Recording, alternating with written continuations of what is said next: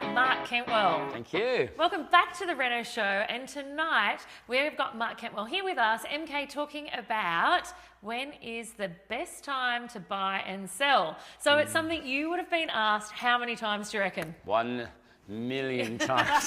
A million times. And the amount of times that I hear, no, I'm saving up. I'm saving up for spring.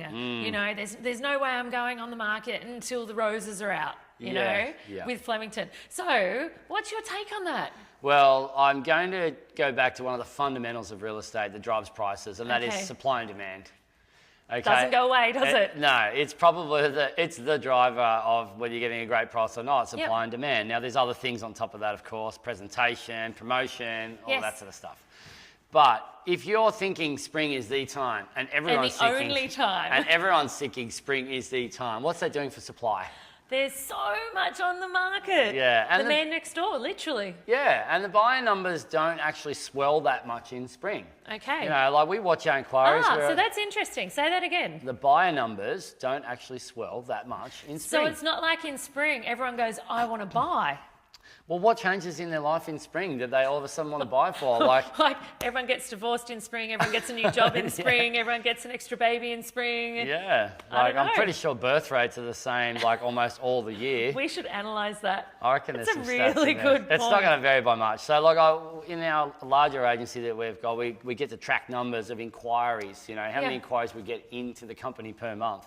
And if it does swell in spring, it might be because there's a little bit more property on the market. The same buyers are inquiring on more properties. Okay, because there's more property on the market. But if you divide the number of properties, you know, into that inquiry, you're finding you're getting less inquiry per property because there's more to choose from. Okay. So there are exceptions to this. There's seasonal markets around the country. So there are exceptions everywhere. Yeah, there are. Like there's holiday-driven markets. Okay. You know, where people will run open houses on Saturday and Sunday during holiday periods when agents wouldn't usually be working. So that's where I abscond to have a resort holiday and fall in love with the whole resort feel and go, I want to buy a holiday property here. It definitely happens. Okay. There are markets like up around Whitsunday, for example. I track that market. It's recovering at the moment.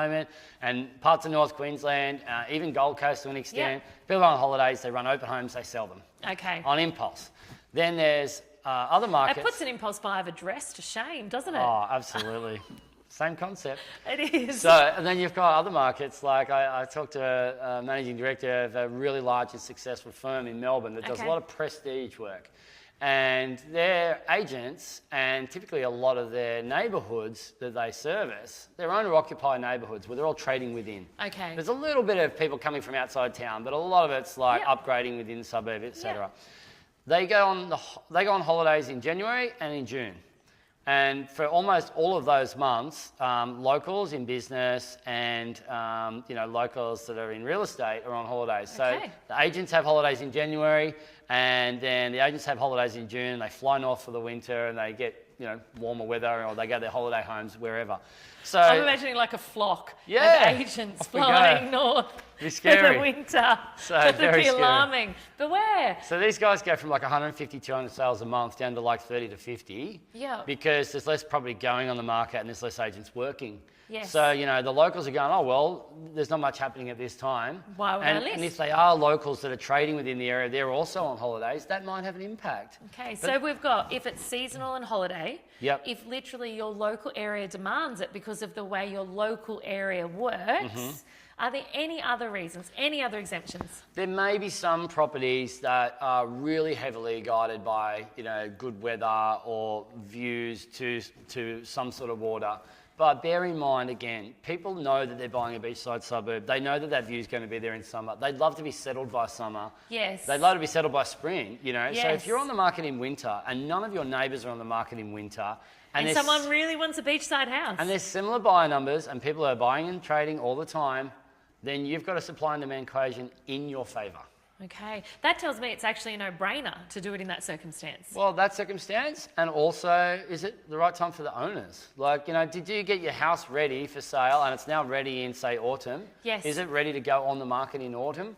Are we really going to wait for spring? What could change in that period of time? The macroeconomic climate, other sales could happen. Change. There's so many things. So keep it to your own circumstances. Okay. And if you're ready, Number have a one. look at supply and demand. Number two. Supply and demand should actually be first. Okay. But supply and demand, and then your own circumstances. Yep. And then do you have any funky little, Nuances. things of your market? Okay. And I'd say in most cases, number 1 and 2 will be enough of a guiding principle. And they're enough of a driver to make your Enough of a decision. driver. All right. There you have it, guys. We have this is like Mythbusters, hey? We have myth-busted the myth of only sell in spring. Thanks again, MK. My pleasure. Thanks for joining us for On the Couch Sunday. I'll be back on Wednesday with more DIY tips, but make sure that you subscribe and hit the like button so you never miss an episode.